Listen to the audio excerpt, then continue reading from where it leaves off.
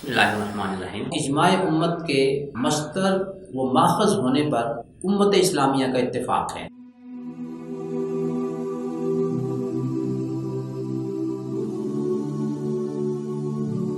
لیکن ہمارے ایک دوست غامدی صاحب امت اسلامیہ سے علیحدہ اپنی ایک راہ بنائے ہوئے ہیں۔ وہ اجماع امت کو شریعت اسلامیہ کا ماخذ تسلیم نہیں کرتے، بلکہ وہ اس کو ایک بدعت قرار دیتے ہیں۔ اب اجماع کے حجت ہونے پر حدیث شریف کے حوالے سے جو دلیل ہے وہ نبی اکرم صلی اللہ علیہ وسلم کا یہ ارشاد مبارک ہے، ان اللہ لا یجمع امتی علی ضلالہ، اللہ تعالیٰ میری امت کو گمراہی پر جمع نہیں کریں گے۔ اس حدیث کو غامدی صاحب کے ممدوح عالم جناب البانی صاحب نے صحیح الجامع صغیر میں اور مشکات میں صحیح قرار دیا ہے۔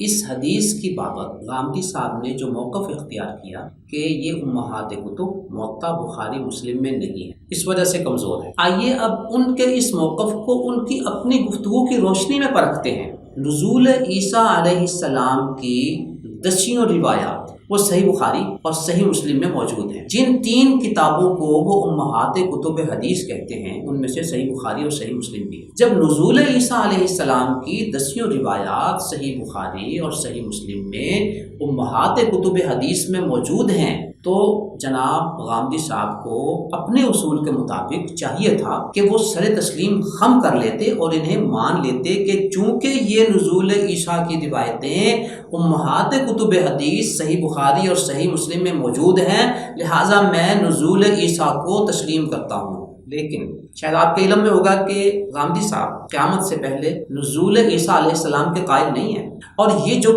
دلائل ہیں، جو احادیث ہیں صحیح بخاری اور صحیح مسلم کی، ان کو مسترد کرنے کے لیے انہوں نے ایک اور نئی منطق یہاں پہ ڈھونڈی۔ یہاں انہوں نے اپنا خود ساختہ ایک اور اصول بنا لیا کہ چونکہ صحیح بخاری اور مسلم کی یہ روایتیں موطا امام مالک میں نہیں ہیں، لہٰذا میرے نزدیک یہ قابل قبول نہیں ہے۔ یوں ان اللہ لا یجمع امتی علی ضلالہ کو مسترد کرنے کے لیے یہ موقف اختیار کیا کہ یہ امہات کتب حدیث موطا بخاری مسلم میں نہیں ہے، اور جو روایتیں نزول عیسیٰ علیہ السلام کی امہات کتب حدیث میں سے دو کتابیں صحیح بخاری صحیح مسلم میں ہیں، ان کو مسترد کرنے کے لیے اپنا ایک نیا اصول گھڑ لیا کہ یہ موطا امام مالک میں نہیں ہے۔ تو یہ ان کے وہ بدلتے ہوئے پیمانے ہیں جن پر وہ خود قائم نہیں رہ پاتے، ان کے اپنے موقف میں ٹھہراؤ نہیں ہے۔ اب آپ ذرا سنیے نزول عیسیٰ کی روایات کے بارے میں جو بخاری مسلم میں ہیں، اور چونکہ موطا میں نہیں ہے تو وہ ان کو اس وجہ سے مسترد کر رہے ہیں کہ یہ موطا میں نہیں ہے۔ اچھا، پھر حدیث میں ہمارے لیے جو سب سے پہلی کتاب حدیث کی ہے وہ امام مالک کی موطا، پہلی حدیث کی کتاب وہ ہے۔ آپ موطا کو شروع سے لے کے آخر تک پڑھ جائیے، کہیں اس میں شائبہ بھی نہیں، کوئی ذکر نہیں، بالکل۔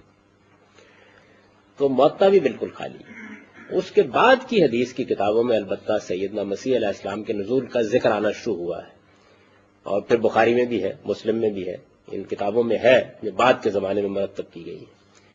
اس کے بعد اگر آپ سمجھتے ہیں کہ عام نقطہ نظر زیادہ قوی ہے، بسم اللہ مانتے رہیے، کوئی فرق نہیں پڑتا، اور اگر آپ وہ رائے قائم کریں جو میرا اس معاملے میں رجحان ہے تو امید ہے کہ غور و خوض کے کچھ اور سامان بھی کھلیں گے آپ کے۔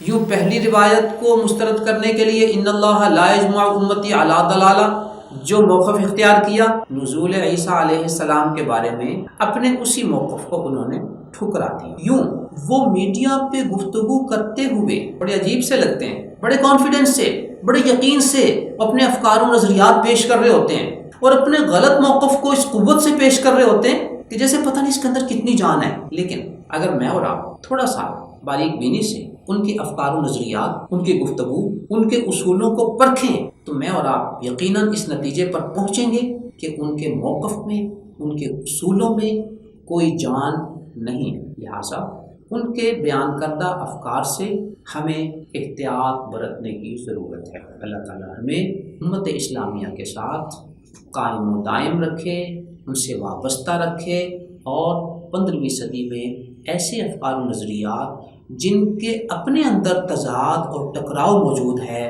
جن کے اندر خود ٹھہراؤ نہیں ہے، جن کی کوئی علمی بنیاد نہیں ہے، اللہ تعالیٰ ہمیں ان سے دور رکھے اور ان سے محفوظ رکھے، آمین۔ نظروا للطيبة ونور طه يسطعون